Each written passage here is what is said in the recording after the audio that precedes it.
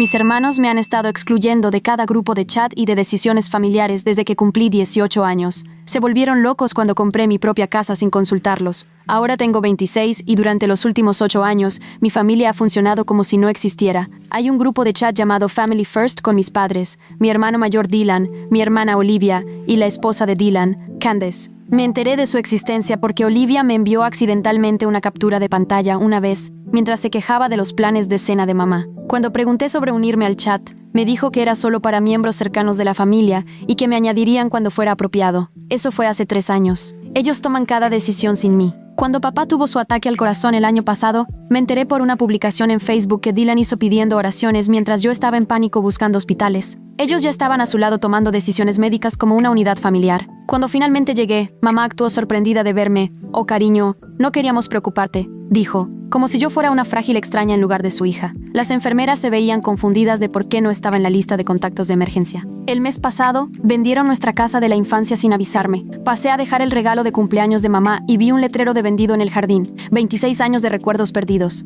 Cuando llamé a Olivia llorando, ella dijo que llevaban meses discutiéndolo y asumían que no estaría interesada ya que nunca aparezco. No aparezco porque cada vez que llego, ya están inmersos en conversaciones en las que no fui incluida, haciendo referencias a discusiones de las que no fui parte. La exclusión es tan sistemática que es casi impresionante. La planificación de Navidad ocurre sin mí hasta que alguien recuerda enviar un mensaje de «Vamos a hacer Navidad en casa de Dylan este año», 2 días antes de las vacaciones, fiestas de cumpleaños de los nietos, incluso la fiesta de retiro de mamá el año pasado. Recibí una invitación como cualquier otro invitado, no como familia que debería haber ayudado a planear. Dylan hizo un discurso agradeciendo a su hermana y cuñado por organizar todo. Yo estaba ahí, dándome cuenta de que hablaba de Candace, no de mí. Pero aquí está lo que finalmente me rompió. Hace 3 semanas, recibí una llamada de una agente inmobiliaria, llamada Patricia Winston, preguntando si estaba interesada en vender mi parte de la casa de verano familiar. Dije que debía haber un error porque no teníamos casa de verano. Ella se detuvo y dijo que mi padre me había listado como copropietaria de una propiedad que estaban liquidando.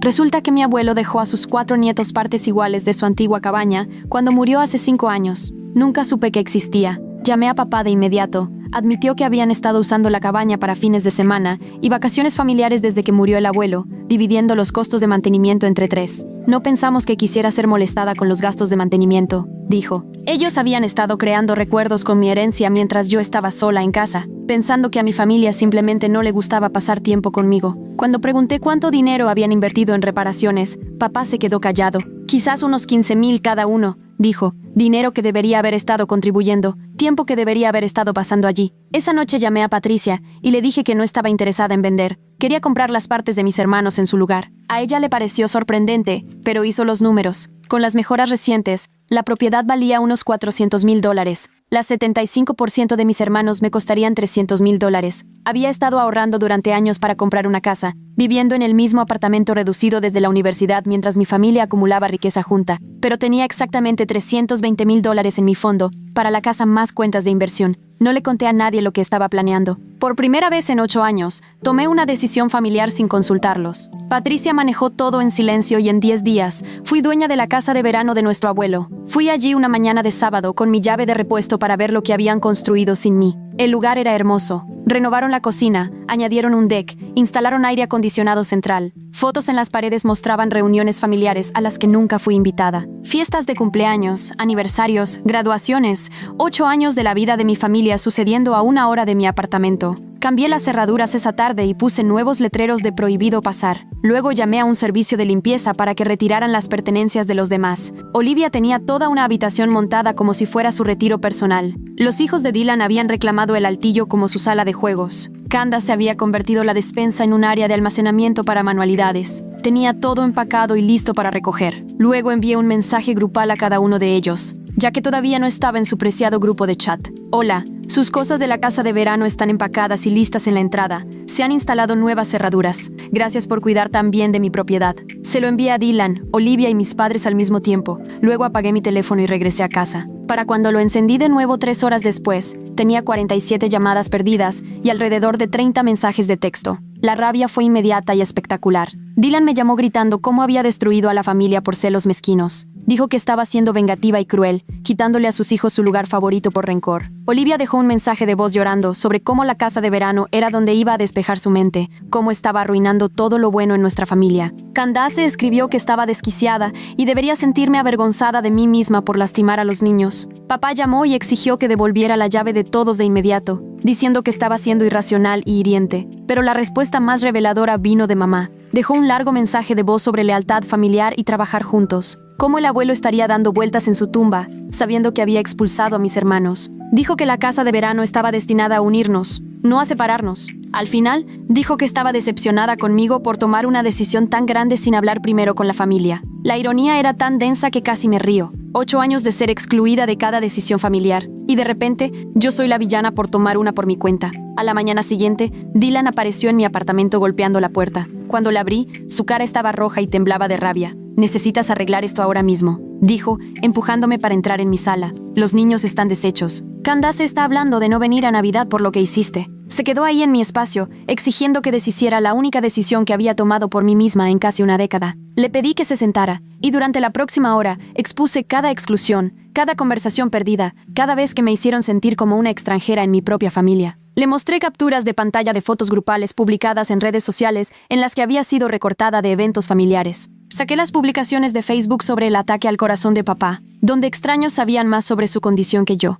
Le expliqué cómo se sentía descubrir que mi herencia había sido su lugar de vacaciones secreto durante 5 años. Dylan escuchó, pero pude ver que se estaba poniendo a la defensiva. Dijo que estaba haciendo un gran escándalo por nada, y que las familias tienen diferentes niveles de participación. Afirmó que no me incluían porque parecía desinteresada en el drama familiar y que me estaban protegiendo del estrés. Cuando pregunté por qué nunca preguntaron una sola vez lo que quería, dijo que asumieron que prefería ser independiente. De hecho, usó la palabra asumir 12 veces en esa conversación, como si 8 años de suposiciones justificaran sistemáticamente cortarme. La conversación terminó con Dylan saliendo enojado, diciendo que yo había tomado mi decisión y tendría que vivir con las consecuencias. Dijo que la familia ya no intentaría incluir a alguien que claramente no quería ser parte de ella. La proyección fue asombrosa.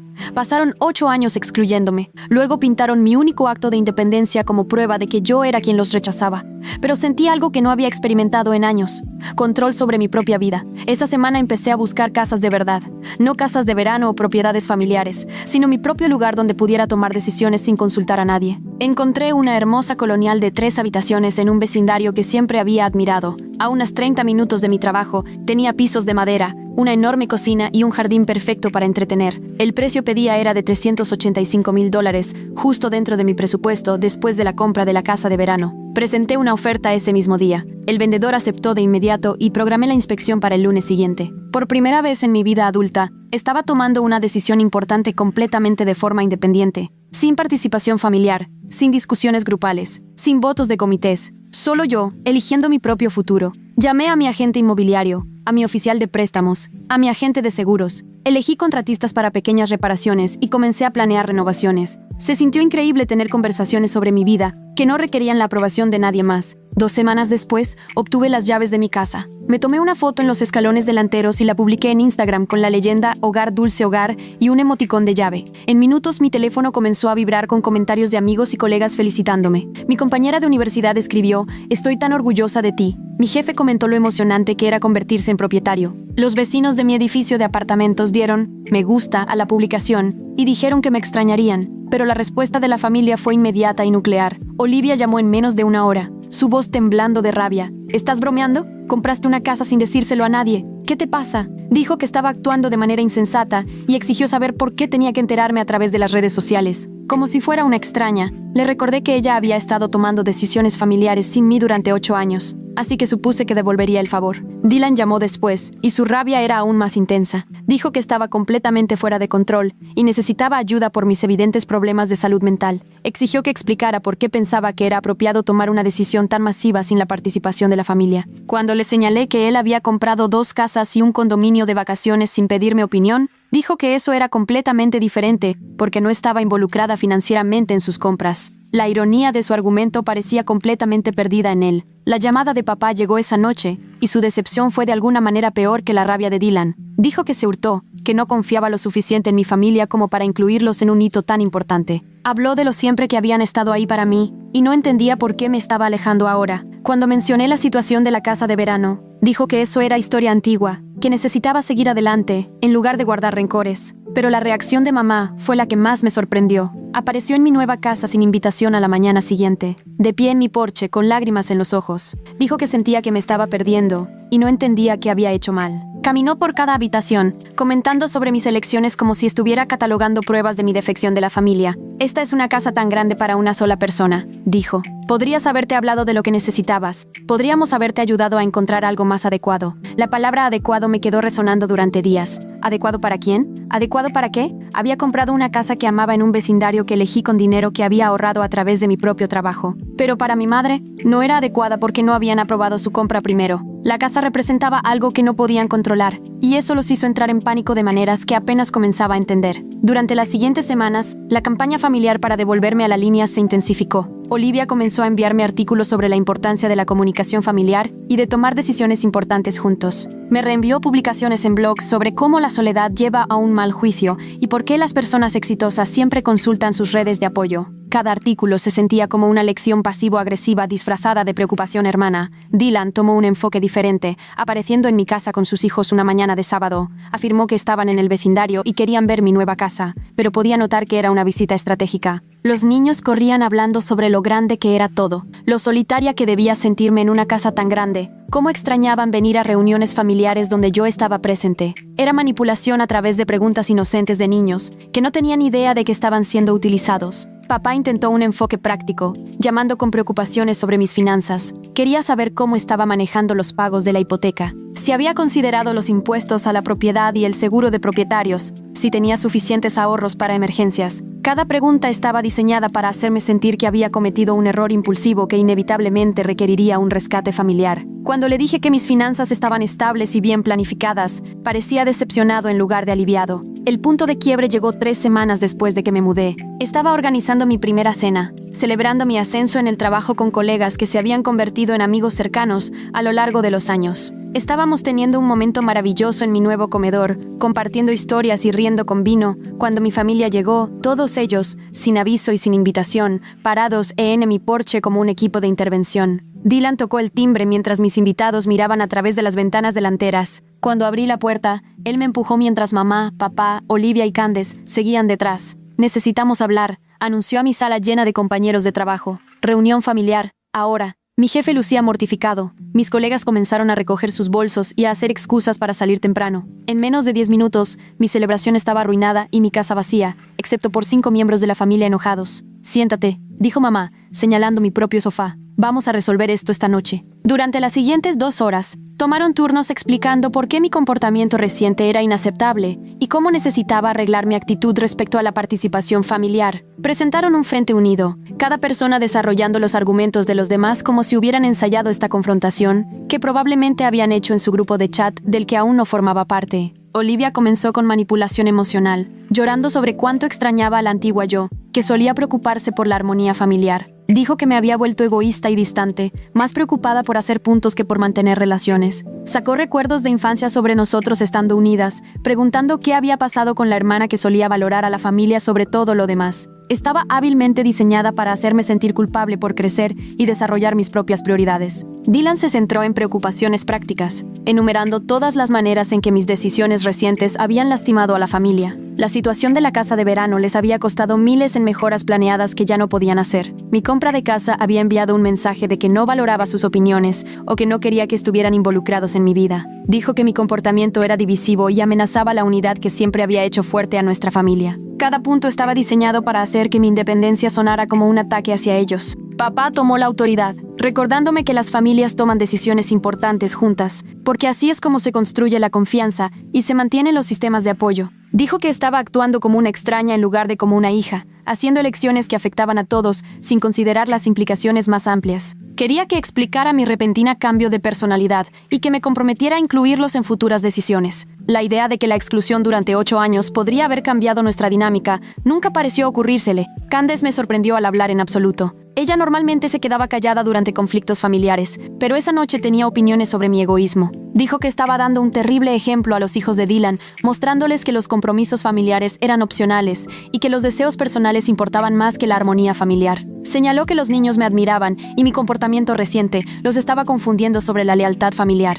Usar a los niños como palanca se sintió particularmente bajo, pero mamá dio el golpe final con precisión quirúrgica. Dijo que estaba desconsolada porque la hija que había criado para valorar a la familia por encima de todo, se había convertido en alguien que apenas reconocía. Habló sobre todos los sacrificios que la familia había hecho a lo largo de los años para apoyarse mutuamente y cómo mis acciones recientes mostraban que no apreciaba ni comprendía esos sacrificios. Terminó diciendo que estaba preocupada por mi salud mental y que pensaba que podría necesitar ayuda profesional para trabajar en lo que me estaba haciendo actuar de esta manera. Estuve ahí sentada escuchando 2 horas de críticas coordinadas, observando a mi familia diseccionar mi personalidad y patologizar mi independencia. Ni una sola vez alguien reconoció los 8 años de exclusión que llevaron a este momento. Ni una sola vez alguien se disculpó por tomar decisiones sin mí o admitió que su sistema de grupo de chat me había hecho sentir como una extraña. En cambio, habían convertido mi respuesta a su comportamiento en evidencia de que yo era el problema. Cuando finalmente terminaron de hablar, miré a su expectativa. Claramente esperaban una disculpa, una promesa de incluirlos en decisiones futuras, tal vez incluso una oferta para vender la casa y empezar de nuevo con su participación.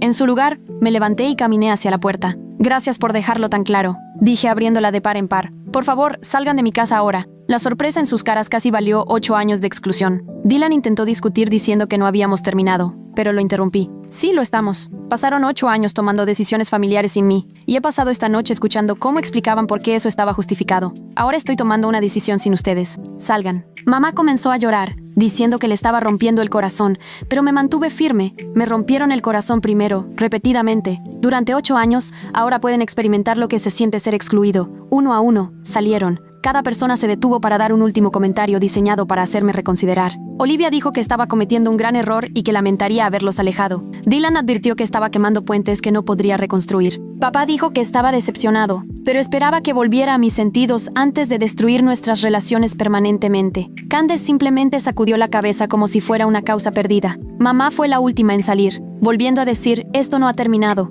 Sigue siendo nuestra hija, te guste o no. Cerré la puerta detrás de ellos y me quedé en mi sala vacía, rodeada de las consecuencias de la cena que habían interrumpido. Copas de vino sucias y platos de postre abandonados cubrían mi nueva mesa de comedor. Las tarjetas de felicitación de mis colegas estaban esparcidas por la mesa de café, donde mi familia había tirado sus abrigos. Pero en lugar de sentirme triste o culpable, me sentí más ligera de lo que había estado en años. Por primera vez, había impuesto límites a mi familia y sobreviví. A la mañana siguiente, llamé a mi amiga Jessica, que había estado en la cena cuando llegó mi familia. Ella vino con café y pasteles y pasamos horas hablando sobre dinámicas familiares y el establecimiento de límites. Jessica había crecido en una situación similar donde sus hermanos la trataban como una extraña y finalmente tuvo que elegir entre su cordura y su aprobación. No se trata de tener razón o no, dijo. Se trata de protegerte de personas que no te respetan, incluso cuando esas personas son familia. Esa conversación me llevó a encontrar a la deora, Rachel Summers, una terapeuta que se especializaba en sistemas familiares y en hijos adultos.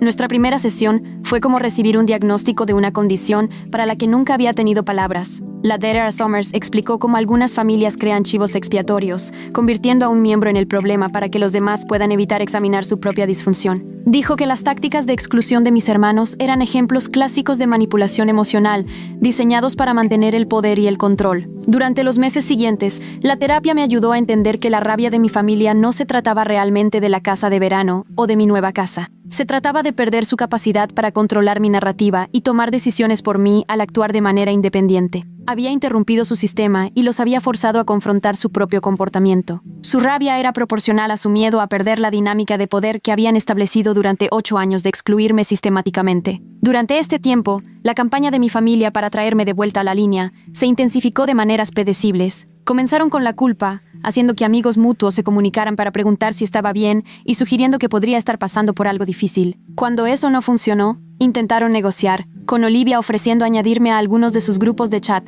si comenzaba a participar de manera más positiva en las actividades familiares. La condescendencia fue asombrosa. Cuando la negociación falló, escalaron a castigo. Dejé de recibir invitaciones a eventos familiares por completo. Las fiestas de cumpleaños de los hijos de Dylan sucedieron sin mí, y solo me enteré de ellas a través de publicaciones en redes sociales. El intercambio anual de galletas de Navidad de mamá, al que había asistido durante 15 años, De repente no me incluyó en la lista de invitados. Me estaban mostrando cómo se veía la exclusión completa, como si la exclusión parcial hubiera sido un privilegio que había dado por sentado. Las fiestas navideñas ese año fueron las primeras que pasé completamente sola, y fueron un verdadero placer. En lugar de entrar en habitaciones llenas de personas que me trataran como una extraña, hice mis propios planes. Hice voluntariado en un refugio local en Acción de Gracias, trabajé en proyectos de mejoras para el hogar durante el fin de semana de Navidad y organicé una fiesta de Año Nuevo para amigos que realmente disfrutaban de mi compañía. Cada fiesta confirmaba que era más feliz sola de lo que había sido como el chivo expiatorio de mi familia. 6 meses después de comprar mi casa, recibí una llamada inesperada de mi prima Rachel,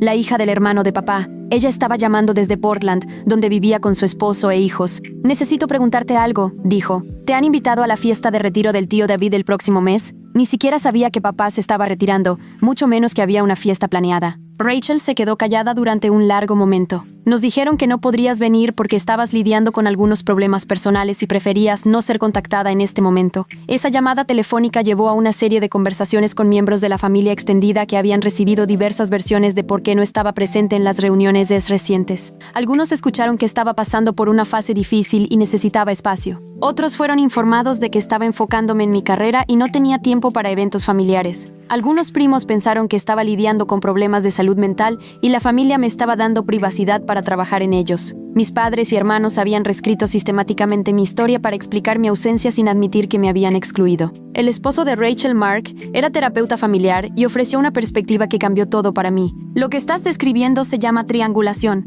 dijo durante una llamada a 3 con Rachel. «Tu familia está controlando el flujo de información para gestionar cómo los demás ven la situación. Se están haciendo ver como las víctimas mientras te pintan como inestable o problemática. Es una táctica de manipulación clásica para mantener su narrativa preferida». Esa conversación me llevó a contactar a otros miembros de la familia directamente, compartiendo mi historia real en lugar de la versión que mis padres y hermanos habían creado. La respuesta fue inmediata y reveladora. La tía Patricia dijo que se había preguntado por qué nunca parecía interesada en reuniones familiares. El primo Michael mencionó que había intentado invitarme a su boda, pero le dijeron que estaba pasando por algo y podría no estar en condiciones de celebrar. La esposa del tío Tom, Janet, dijo que se había confundido por mi repentina ausencia en fotos navideñas y actualizaciones familiares. A medida que la verdad se extendía por nuestra familia extendida, las reacciones se dividieron en líneas previsibles. Los parientes mayores tendían a alinearse con mis padres, enfatizando la importancia de la unidad familiar y sugiriendo que debería resolver las cosas independientemente de quién tenía razón o no.